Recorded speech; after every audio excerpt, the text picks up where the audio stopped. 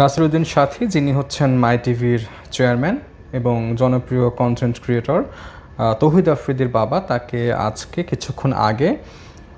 গুলশান থেকে গ্রেফতার করেছে ডিবি এবং তার বিরুদ্ধে যাত্রাবাড়ি থানায় বৈষম্য বিরোধী আন্দোলন চলাকালে যে মামলা হয়েছে সেই মামলায়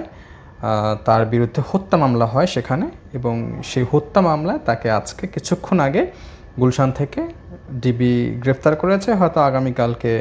তাকে কোর্টে তোলা হবে, এরপরে বাকি রিমান্ড চাওয়া বা কারাগারে প্রেরণ সেগুলো হবে। তো অনেক দিন ধরেই আসলে বিভিন্ন সামাজিক যোগাযোগ মাধ্যমে এটা দেখে আসছিলাম যে তাদের আসলে গ্রেফতার করা হচ্ছে না কেন, বা তার যে ছেলে তৌহিদ আফ্রিদি তার ভূমিকা নিয়ে প্রশ্নবিদ্ধ করা হয়েছিল যে তিনি আসলে তখনকার যে ডিআইজি হারুন সাহেব ছিলেন